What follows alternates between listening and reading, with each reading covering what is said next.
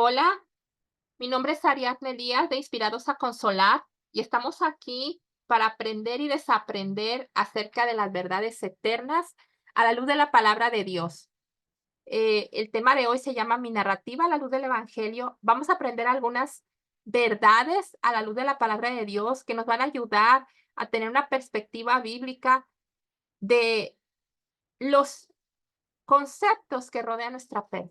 Y eso nos va a ayudar de alguna manera a poder abrazar el amor de Dios, si había habido emociones desbordadas o enojo, tal vez eso sea como una fuente de consuelo y de aliciente para ti en medio de este tiempo que estás pasando. Padre celestial, te damos gracias en esta hora. Oramos, Señor, que tu Espíritu Santo sea ministrando los corazones y las mentes de los que van a ver esta transmisión. Te pedimos en el nombre de Jesús que sea la paz que sobrepasa todo entendimiento, llenando las mentes. Padre, que sea tu consuelo y el abrazo de tu Espíritu Santo rodeando a cada persona, Señor. Tú has prometido que en el valle y que donde quiera que vayamos, tú estarías con nosotros, Señor. Oramos para que tú transites este proceso de duelo y de pérdida con cada una de las personas que han venido a buscarte a ti, a buscar una palabra, Señor. Oramos para que tu Espíritu Santo se derrame y sea abrazando en este proceso a cada persona. En el nombre de Jesús te damos gracias. Amén y amén. Bueno, vamos a comenzar, vamos a aprender el primer concepto y es quiénes somos. Y nosotros somos criaturas eternas en un mundo temporal, porque fuimos hechos para el cielo y para vivir en la tierra, dice. Pero nuestra vida en la tierra va a concluir. Dedicamos tanto tiempo a vivir que es fácil olvidar esto.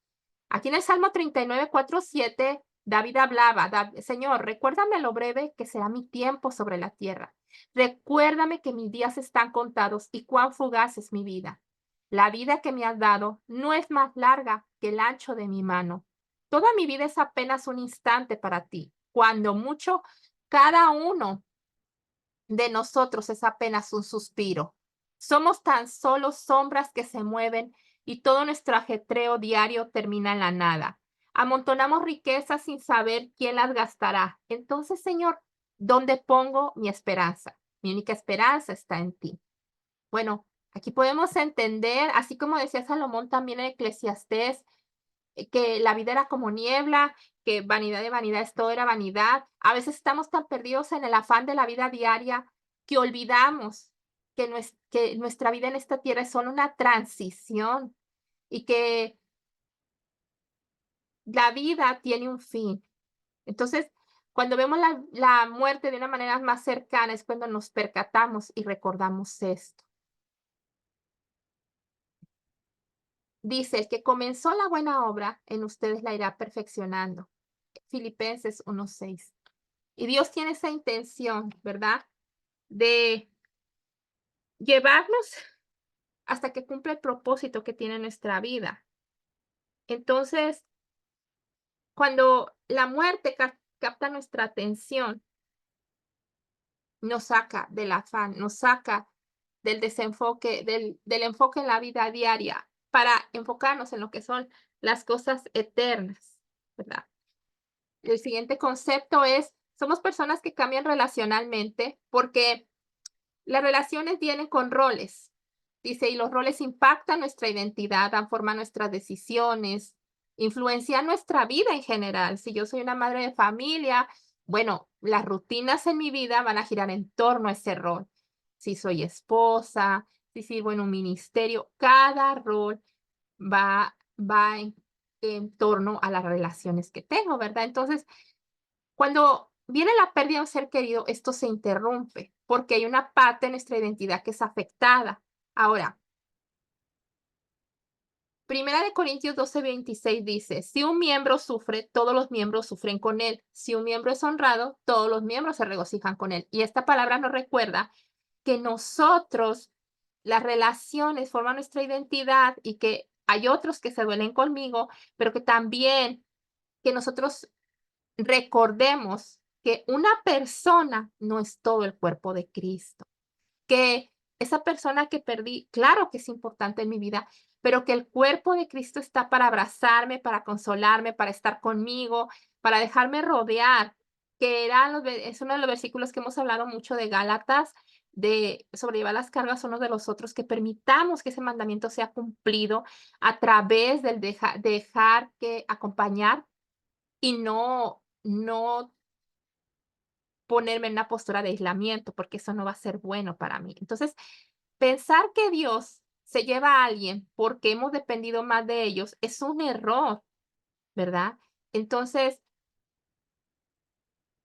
a mayor pérdida en nuestra vida, es mejor que nosotros nos refugiemos en el cuerpo de Cristo para poder mantenernos estables. Entre más cercana hacia la relación, es más importante, sería de mucha ayuda que nos apoyemos más en el cuerpo de Cristo.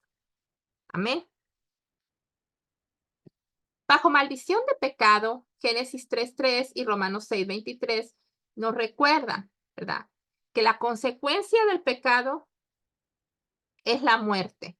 Al estar en duelo, experimentamos la maldición de pecado, no como un pecador experimentando consecuencias personales, sino realmente, dice, creando, protestando contra los efectos de esta naturaleza caída.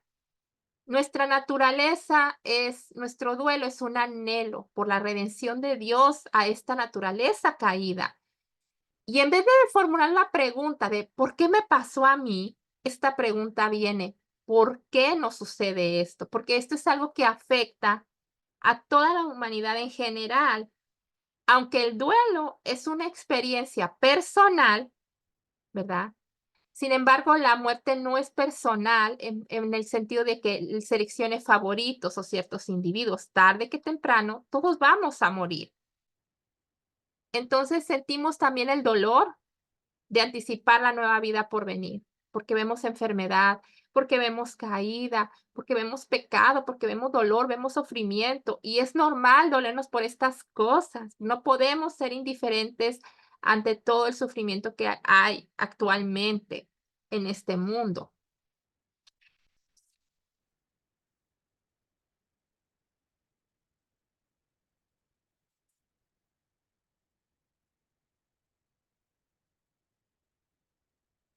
Debemos de entender que la muerte es un enemigo que Dios ha conquistado por nosotros.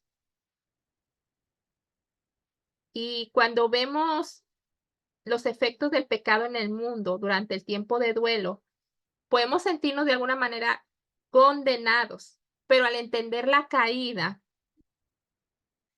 esto cobra sentido.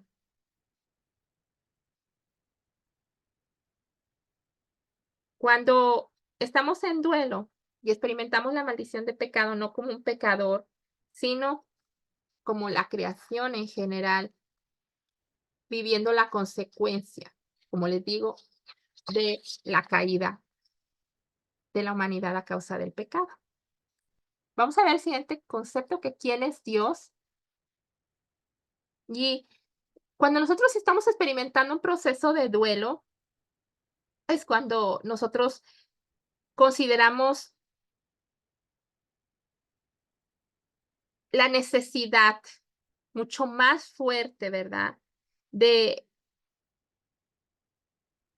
buscar de Dios.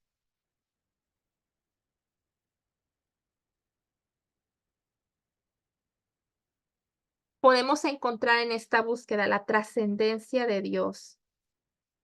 Dios es un Dios amoroso. Y dice 1 Tesalonicenses 4:13, tampoco queremos, hermanos, que ignoréis para que no os entristezcáis como los otros que no tienen esperanza. Nosotros tenemos una esperanza viva, tenemos una gran esperanza. Y Dios coloca a nuestros seres humanos en el lugar de nuestra total madurez y residencia eterna en el cielo. Verlo de esta manera, que Él va a guardar a nuestros seres queridos mientras nosotros los alcanzamos, de ser visto como una forma amorosa de Dios. Somos hijos de Dios y que Dios debe estar en el centro de todo, aún en medio del sufrimiento. Adoptar y abrazar a Dios como nuestro Padre personal, compasivo, que Dios se compadece. Y muchas veces nosotros como hijos no nos gusta soltar las cosas a las que hemos tomado cierto cariño y puede ser este ser querido, ¿verdad?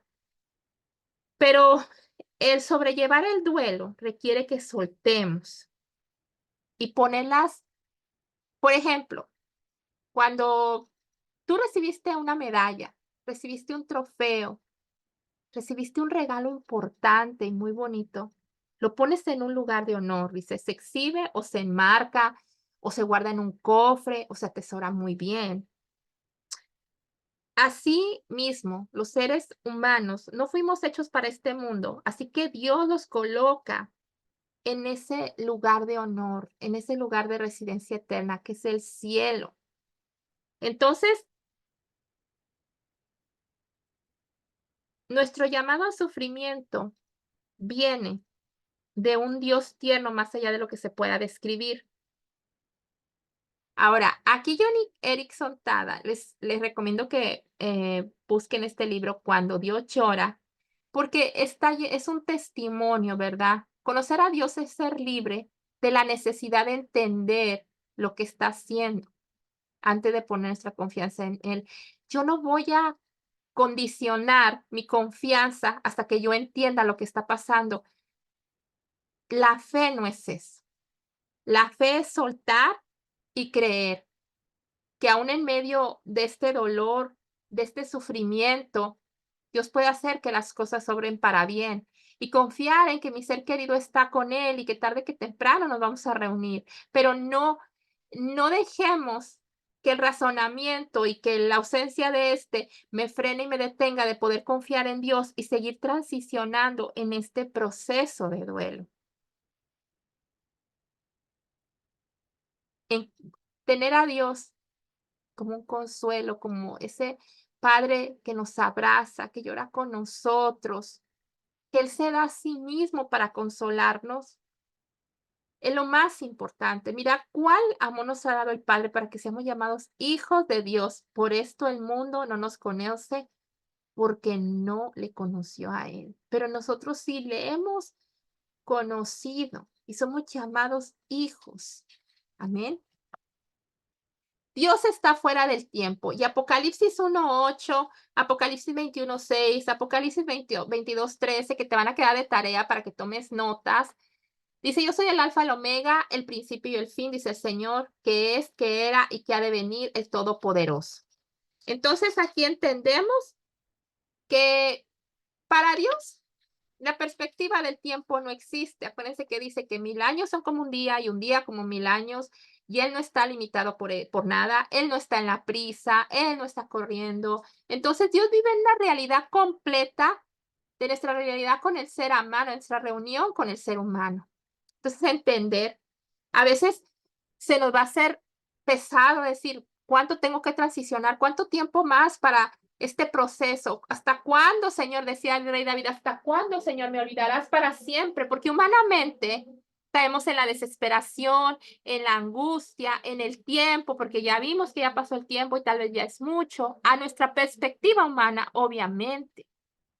Pero quiero decirte que aunque sientas que esto no se va a terminar jamás, Dios fue el que inspiró esta escritura de Apocalipsis para decirte,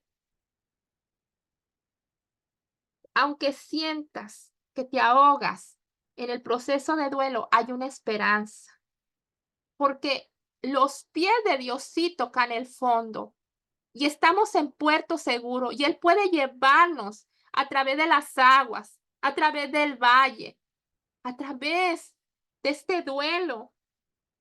Dice, tu historia tiene un final seguro y un autor fiel, porque dice que Él no es hombre para que mienta, ni hijo de hombre para que se arrepienta. Lo que Él ha prometido, Él lo va a cumplir. Ten la seguridad y la certeza de eso.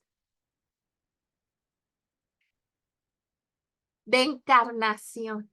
Y ese es uno de los conceptos más bellos que me tocó, porque Jesús no solo se conformó con ser el Hijo de Dios, no solo dijo, está bien, bueno, ya mi Padre los creó, Él vino al mundo, Él ingresó, Él entró en el proceso del tiempo.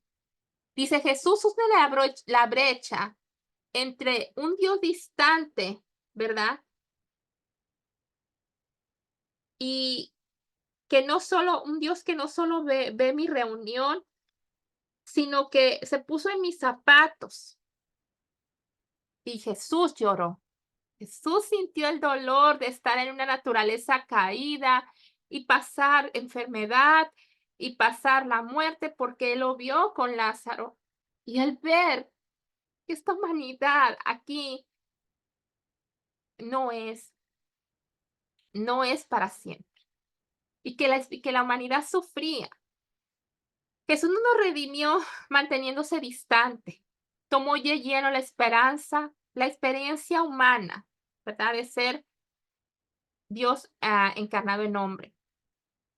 Dice, para que supiéramos que Él puede salvar hasta lo más extremo e interceder por nosotros con conocimiento exacto en esta experiencia. Jesús no puede decir, no sé de lo que me estás hablando. Jesús experimentó de cerca la muerte, el quebranto, el sufrimiento, el rechazo. La angustia que sientes al enfrentar la muerte de un ser amado es una prueba grande. Y Jesús se hizo humano para poder ser empático con nosotros. Y aquí en Hebreos 2, 14 al 18, vamos a ver qué dice.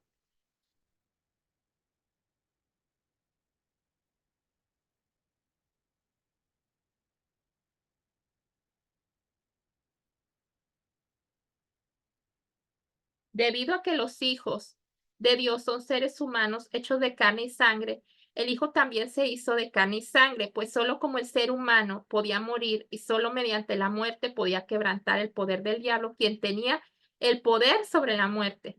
Únicamente de esa manera el Hijo podía libertar a todos los que vivían esclavizados por temor a la muerte.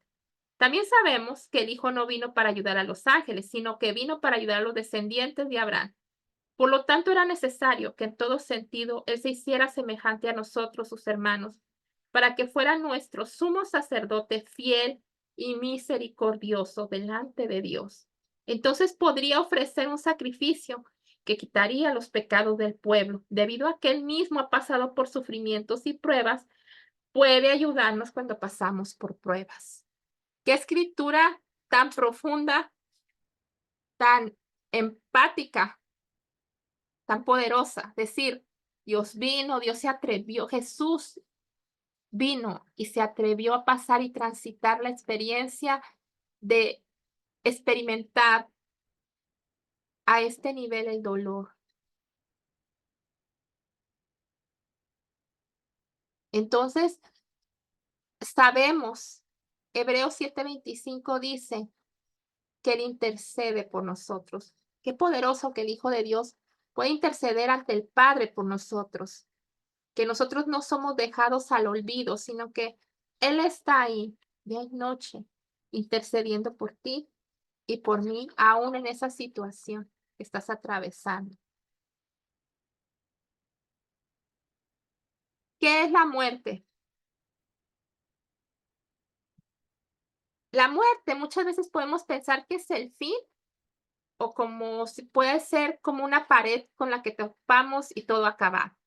Y aquí en Hechos 17, 24, 25 dice, el Dios que hizo el mundo y todas las cosas que en él hay, siendo Señor del cielo y de la tierra, es quien da vida a todos, vida y aliento y todas las cosas.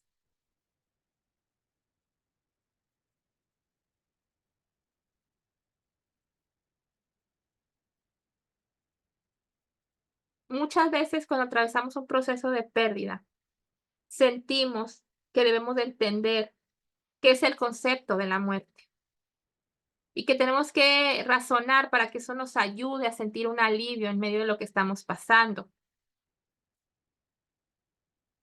Y tal vez estas reflexiones nos pueden ayudar a dirigir más nuestra mente, nuestro corazón a Dios para poderlo honrar en medio de esta historia y de este proceso que estamos pasando. Tal vez al principio dices, no entiendo nada, ¿cómo puedo honrar a Dios? ¿Cómo Dios puede glorificarse en mi pérdida? Pues hay mucho en lo que podemos tornar para que Dios se glorifique en medio de este proceso. Que, como les digo, aunque no entendamos, podemos en rendición venir a Él. Hay algo que se llama en los procesos de duelo o en los procesos en general, se llama preguntas rotas, y es cuando son preguntas que no tienen respuesta. Y tal vez en tu proceso de duelo tienes preguntas de este tipo. Pero cuando aprendemos a descansar en Dios, en su protección, que se encuentra en Dios y en el Evangelio, soltando el razonamiento, encontrándonos con Dios, ese alivio va a venir. Y vas a sentir un consuelo, aunque no todas tus preguntas ahora mismo sean contestadas. Esto va a ser un viaje, va a ser una jornada y probablemente algunas preguntas van a quedar contestadas. Tal vez algunas vas a tener que preguntárselas hasta que te encuentres con el Señor, no lo sé. Pero no dependas y no gires en torno a tus preguntas para poder avanzar y condicionar tu confianza en papá. Ahora, la muerte es una puerta, no es el fin y no es una pared, ¿verdad? Muchas veces la sentimos más una barrera que un camino. Pero cuando vemos correctamente a la muerte como un camino, vemos la partida de nuestro ser querido como Dios invitándolo a un mejor lugar y que conlleva un sentido de graduación. Aquí quiero hacer un paréntesis. Entonces, a partir de aquí entendemos que si la muerte es una puerta a un tiempo mejor, un tiempo diferente, donde nuestros seres queridos irán con el Señor y ahora podemos ver que ha llegado un tiempo de graduación. Ver el término de nuestra vida en la tierra es una graduación de un tiempo que se cumplió. Al igual que cuando, por ejemplo, cuando los hijos se van a estudiar a la universidad, cuando los hijos se casan o van a ser misioneros. Y esas son transiciones e inicios de etapas nuevas en la vida de nuestros hijos, aunque nos vamos a sentir tristes, pero estamos contentos porque están cumpliendo un propósito, están empezando una nueva etapa en sus vidas. Tal vez la muerte no la podemos ver de la misma manera, porque la muerte, aunque es real, llega sin avisar, llega como una intrusión, llega de manera abrupta, de una manera salvaje y esa, pues, obviamente no es algo para lo que estábamos preparados.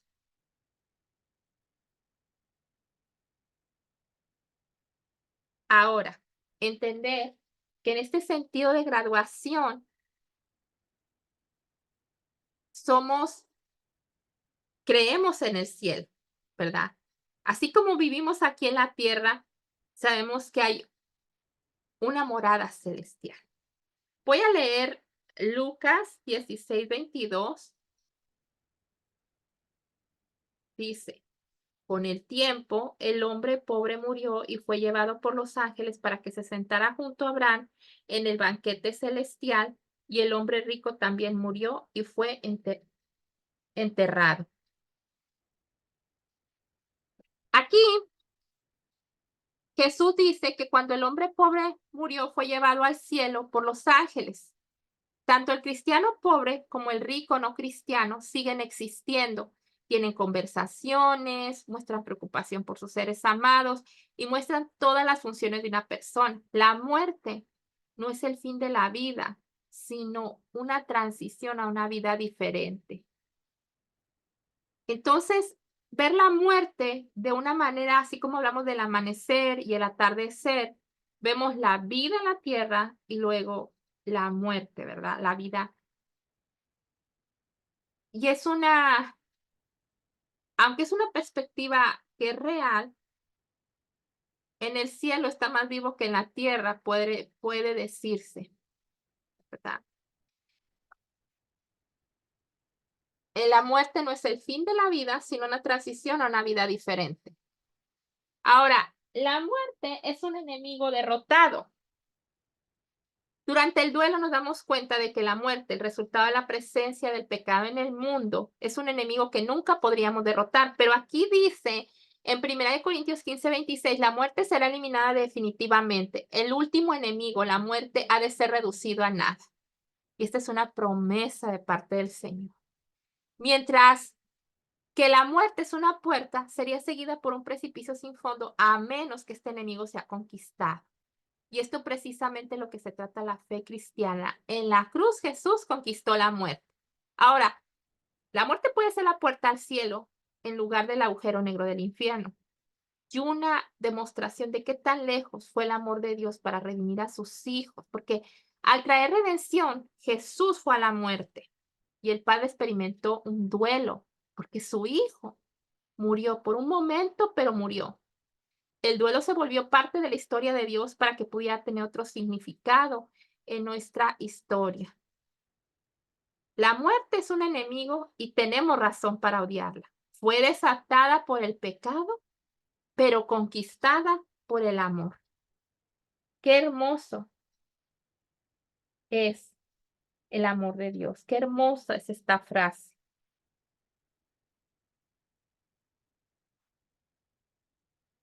¿Vale la pena el duelo por amor? Dice, por tanto nosotros también, teniendo en derredor tan grande nube de testigos, despojémonos de todo peso y del pecado que nos asedia y corramos con paciencia la carrera que tenemos por delante. Puestos los ojos en Jesús, el autor y consumador de la fe, el cual, por el gozo puesto delante de él, sufrió la cruz, menospreciando el oprobio y se sentó a la diestra del trono de Dios. Considerar a aquel que sufrió tal contradicción de pecadores contra sí mismo para que vuestro ánimo no se canse hasta desmayar. Podemos ver aquí que nuestra vida fue como una carrera, ¿verdad? Y que hay testigos, pero que nuestro enfoque tiene que estar en Jesús, ¿verdad? Y que Jesús sufrió en la cruz por nosotros. Fue a la diestra de Dios. Y eso tiene que ser algo que toque nuestros corazones, porque Él pasó dolor por amor. Él experimentó el dolor y el quebranto por el amor que nos tenía a nosotros. Ahora entonces aquí viene la pregunta, ¿vale la pena el duelo por el amor? En el duelo vemos que el amor no es solo una experiencia placentera, sino un sacrificio personal. Y claro que la pena del duelo vale por el amor de nuestros seres queridos. Recordemos el concepto de duelo. Duelo es el recuerdo de que amé, de que tuve un regalo, de que tuve una persona que fue un regalo de parte de Dios por un tiempo en mi vida. El amor vale la pena el duelo y es el grito de batalla para quien luche por ser como Jesús. Porque somos llamados a amar, no solo, dice, cuando tenemos su presencia, sino también aceptar el dolor de su ausencia. Porque lo tuvimos, porque lo amamos, porque tenemos muchas cosas que compartimos. Vale la pena el duelo por amor.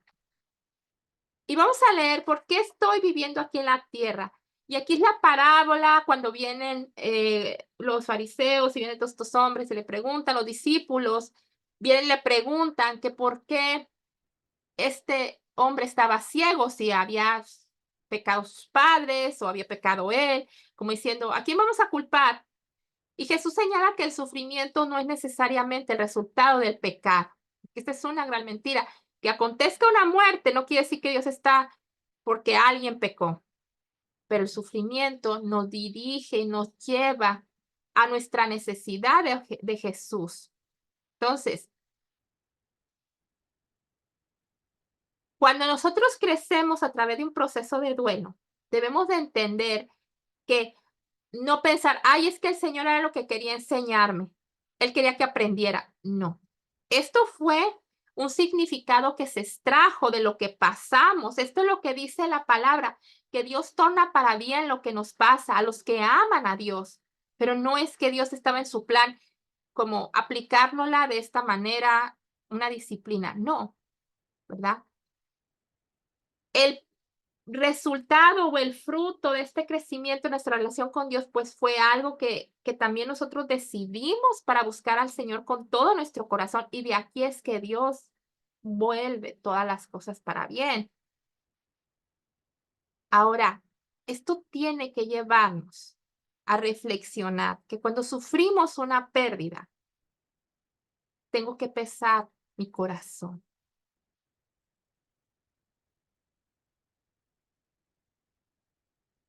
El hecho del énfasis en que el duelo es una forma de sufrimiento es para decir que no debe haber culpa de por medio. No. Pero esto nos tiene que hacer reflexionar, como hablábamos en el primer concepto, de lo efímera que es la vida y de que a veces tenemos nuestras prioridades cambiadas.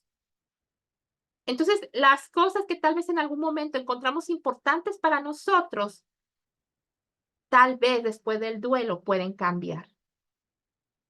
Y la gracia de Dios es algo de lo más relevante, tal vez que no nos habíamos dado cuenta, y que tal vez esta perspectiva puede cambiar decisiones y aspectos de nuestra vida. Entonces,